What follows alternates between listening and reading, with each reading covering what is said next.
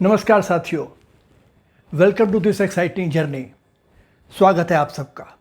आज से हमारी यात्रा शुरू हो रही है शिखर की ओर। क्या आप सब तैयार हैं? ग्रेट।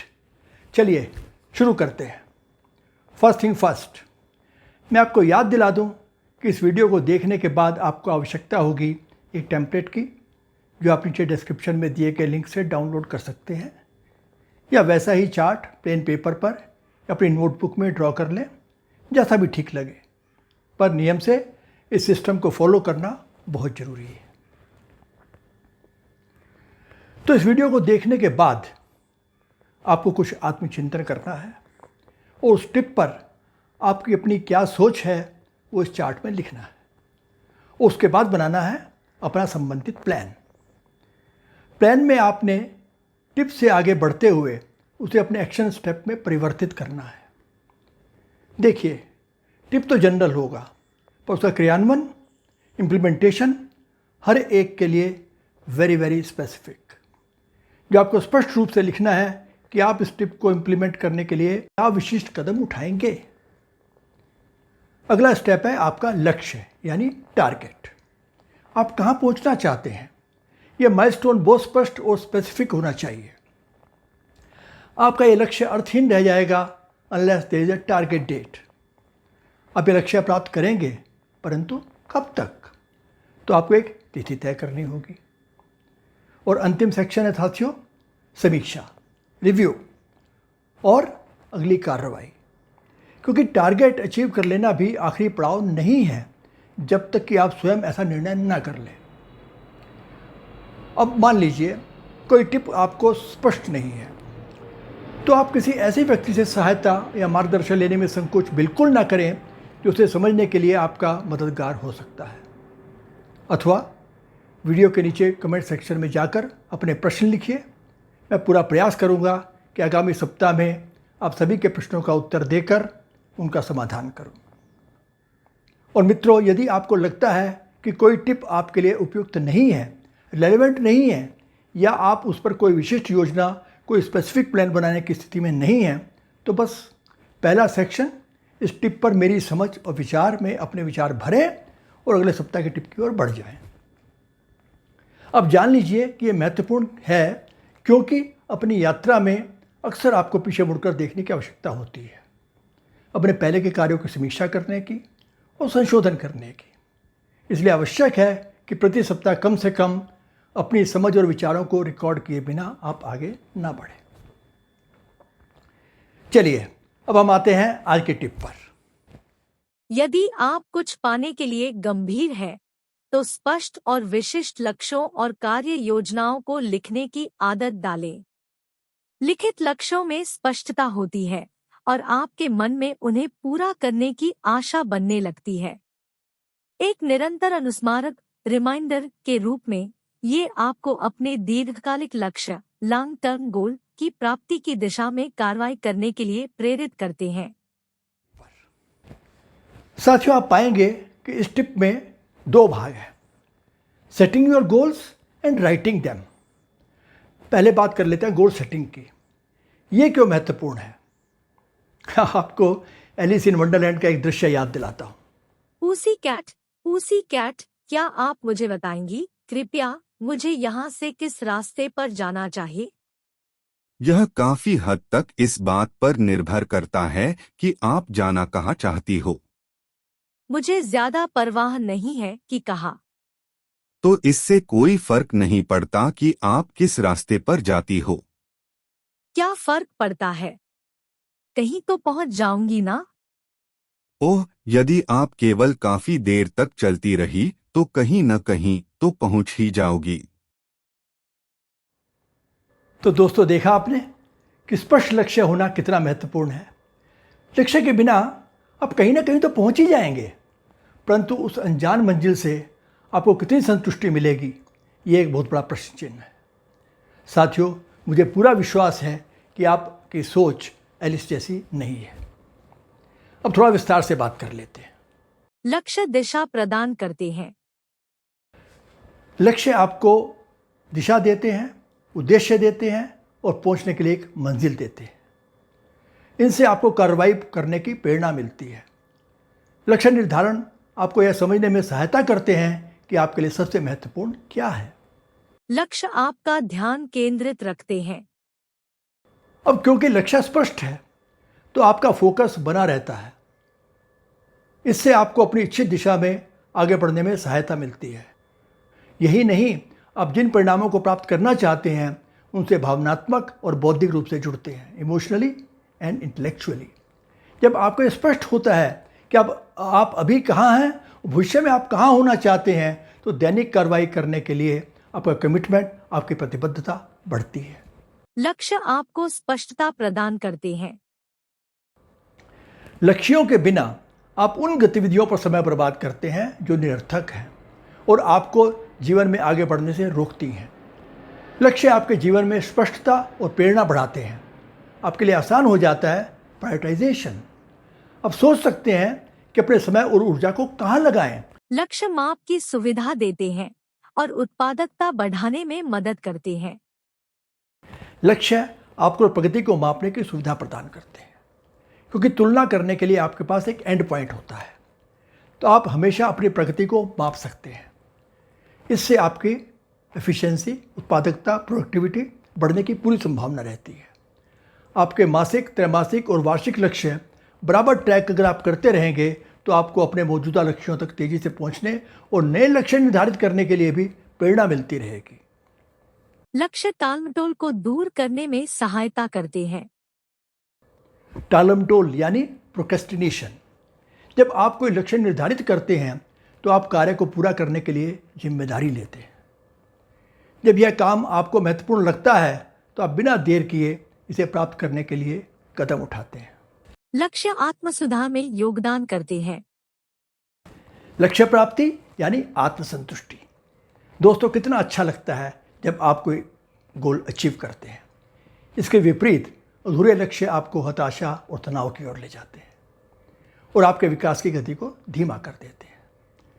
लक्ष्य निर्धारित करने से आत्मसुधार में, सेल्फ इंप्रूवमेंट में योगदान होता है, व्यक्तिगत और व्यावसायिक, पर्सनल एंड प्रोफेशनल दोनों क्षेत्रों में। लक्ष्य उत्तरदायित्व प्रदान करते हैं। लक्ष्य आपको अधिक जवाबदेही बनाते हैं, आपको हर दिन कार्रवाई करने के लिए प्रेरित करते हैं। भविष्य में अपने उद्देश्यों को प्राप्त करने की कल्पना आपको उनसे भावनात्मक रूप से, इमोशनली जोड़ती है। यह जुड़ाव आपको दैनिक कार्यों के माध्यम से जवाबदेह बने रहने में मदद करता है। लक्ष्य आपको और अधिक प्राप्त करने के लिए प्रेरित करते हैं। जब कोई व्यक्ति अपने विजन के बारे में जागरूक होता है तो उसे वांछित दिशा में जाने की प्रेरणा अपने आप मिलती है। अपने आप इस बात की समझ आ जाती है कि वहाँ तक कैसे पहुँचा जाए। लक्ष्य उत्साह और प्रेरणा दोनों को बढ़ाते हैं। इसका कारण ये है कि आप अपने लक्ष्यों को प्राप्त करने के लाभों को समझते हैं। लक्ष्य राह को आसान बनाते हैं। बड़े लक्ष्य निर्धारित करना कभी कभी अप्राप्य और समय लेने वाला लग सकता है, लेकिन इसका एक उपाय है। बड़े और जटिल लक्ष्यों को छोटे छोटे लक्ष्यों में विभाजित करना। अब इतना कठिन नहीं लगेगा। चरणबद्ध तरीके से छोटे लक्ष्यों को पूरा करने से आप बड़े लक्ष्य को स्वाभाविक रूप से अपने आप प्राप्त कर लेंगे। लक्ष्य बेहतर निर्णय लेने में आपकी सहायता करते हैं। जब आप अपने समय, ऊर्जा और फोकस इन सब की सीमाएं तय कर पाते हैं तो आप बेहतर निर्णय लेने की स्थिति में होते हैं। परिणाम स्वरूप आपके निर्णय लेने की दक्षता में सुधार होता है। जब अवसर सामने आते हैं तो स्पष्ट लक्ष्य होने से आप कार्रवाई करने या ना करने के लिए क्लियरली निर्णय ले पाते हैं, ये देखते हुए कि ये कार्य आपके लक्ष्यों के साथ अलाइंड है या नहीं। जो काम मेरे लक्ष्य के साथ मेल नहीं खाते वो मुझे नहीं करने हैं। लक्ष्य आपको आपके भविष्य पर नियंत्रण प्रदान करते हैं।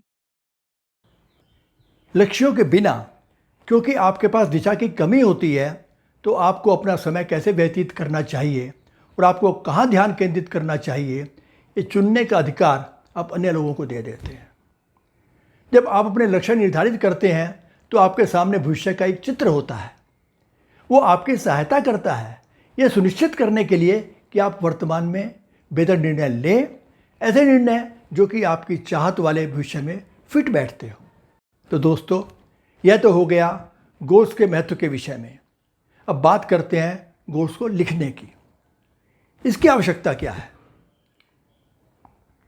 देखिए, रिटन गोल्स यह स्पष्ट करने में सहायता करते हैं कि आप जीवन में क्या पाना चाहते हैं। जब आप अपने लक्ष्यों को लिखते हैं तो आप अपना भविष्य स्पष्ट करते हैं। यह आपके गोल्स को आपके दिमाग से निकालकर उन्हें विजिबल बनाता है। इस विषय पर 1979 में एक अध्ययन किया गया हार्वर्ड बिजनेस स्कूल के द्वारा। उसमें जो उनके ग्रेजुएट स्टूडेंट्स थे उनसे एक प्रश्न पूछा गया कि क्या उनके पास स्पष्ट रूप से लिखित फ्यूचर गोल्स थे या उन्हें पूरी करने की योजनाएं थीं। तो ये पाया गया कि सिर्फ 3% विद्यार्थियों के पास रिटन प्लान्स और गोल्स थे। उसके अलावा 13% ऐसे थे जिनके पास गोल तो थे लेकिन लिखित नहीं थे, बस दिमाग में थे। बाकी 84% विद्यार्थियों के पास कोई सुनिश्चित लक्ष्य नहीं थे, बस वे तो स्कूल से छूटकर अपनी गर्मी की छुट्टियों का आनंद लेना चाहते थे। इसके बाद क्या हुआ? 10 साल बाद 1989 में उन्हीं स्टूडेंट्स का फिर से इंटरव्यू लिया गया उनकी स्थिति जानने के लिए कि वो कहाँ पहुँचे हैं, क्या कर रहे हैं।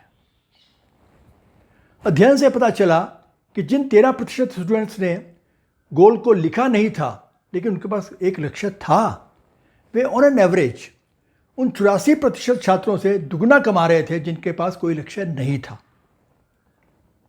परंतु मित्रों, आश्चर्य की बात तो यह थी कि जिन 3% विद्यार्थियों के पास रिटन गोल थे, मात्र 3% उनके पास रिटन गोल्स थे, वो सभी 97% स्टूडेंट्स की तुलना में औसतन 10 गुना से भी ज़्यादा कमा रहे थे। तीनों छात्र समूहों में अंतर क्या था? सिर्फ इतना कि जीवन के आरंभिक समय में ही उनके गोल्स कितने स्पष्ट और लिखित थे। साथियों, इस शोध ने जो स्पष्ट किया वो ये है कि यदि आप सर्वोत्तम संभावित परिणाम चाहते हैं तो आपको अपने लक्ष्यों को परिभाषित करने और फिर उनको लिखने की आवश्यकता है। रिटन गोल्स आपके मस्तिष्क के लिए क्या करते हैं? देखिए, स्कूल में, ट्रेनिंग में, मीटिंग्स में सब खूब नोट्स बनाते हैं। क्यों? क्योंकि वो याद रखने में मदद करता है। लेकिन कभी आपने सोचा कि इतनी मदद क्यों करता है? असल में 2 बुनियादी स्तर हैं जिन पर लेखन होता है। ध्यान दीजिएगा, थोड़ी टेक्निकल बात है। एक होता है एनकोडिंग और दूसरा एक्सटर्नल स्टोरेज। अब एक्सटर्नल स्टोरेज तो कागज़ का वास्तविक टुकड़ा है जो आपके उस पर लिखे गए लक्ष्य को याद दिलाता है। ये हो गया एक्सटर्नल स्टोरेज। अब एनकोडिंग वो जगह है जहाँ चीज़ें बहुत रोचक हो जाती हैं। जब हम कुछ देखते हैं तो एनकोडिंग मस्तिष्क में होता है और हमारी सारी जानकारी विश्लेषण के लिए हिप्पोकैम्पस में ट्रांसफ़र हो जाती है। हिप्पोकैम्पस मस्तिष्क का वो हिस्सा है जहाँ मस्तिष्क तय करता है कि लॉन्ग टर्म मेमोरी में क्या स्टोर करना है और क्या डिस्कार्ड कर देना है, छोड़ देना है। निर्णय लेने के समय मस्तिष्क बहुत सारी सूचनाओं को खंगालता है, वो छानता है। उसे ये कैसे पता चलेगा कि आपके लिए क्या ज़्यादा महत्वपूर्ण है? ऐसे में अगर आपका मस्तिष्क देखता है कि कुछ ऐसा है जिसे आपने लिखा है तो वो इसको अधिक महत्व देता है। परिणाम स्वरूप इसमें गहराई में जाने और याद किए जाने और याद रखे जाने की अधिक संभावना हो जाती है। जब आप एक लक्ष्य बनाते हैं तो उस लक्ष्य के विवरण को अपने मस्तिष्क में खोज कर आप उसे बता रहे हैं कि ये आपके लिए कितना महत्वपूर्ण है। और मज़े की बात यह है कि यह सब आपका अवचेतन मस्तिष्क कर रहा होता है, आपको पता भी नहीं होता। और सबकॉन्शियस माइंड वो करता रहता है ये सब काम हमारी जानकारी के बिना। हम सोचते भी नहीं हैं लेकिन वहाँ चलता रहता है। तो अपने लक्ष्यों को लिखकर आप उस पर एक ये अतिरिक्त परत चढ़ा देते हैं जो न केवल उन्हें अधिक स्पष्टता देती है बल्कि आपको अपने लक्ष्यों को और अधिक रिफाइन करने के लिए प्रेरित करती है। Undoubtedly return goals are constant reminders. तो साथियों, क्योंकि आज का टिप अति विशिष्ट एवं महत्वपूर्ण है, आप चाहें तो मेरे सप्लीमेंट्री वीडियो को भी देख सकते हैं, जिसका शीर्षक है लक्ष्य निर्धारण और उससे आगे 6 चरण सफलता की ओर। परंतु फिर भी यदि किसी भी प्रकार का कोई संदेह हो तो बेहिचक नीचे कमेंट्स में लिखें, मैं नेक्स्ट वीक में उन्हें क्लैरिफाई करूंगा। अदरवाइज ऑल्सो आपके कमेंट्स की प्रतीक्षा रहेगी। आपसे अनुरोध है कि इस वीडियो को लाइक करें, अधिक से अधिक शेयर करें और चैनल को सब्सक्राइब अवश्य करें। तो मिलते हैं अगले सप्ताह, तब तक के लिए नमस्कार।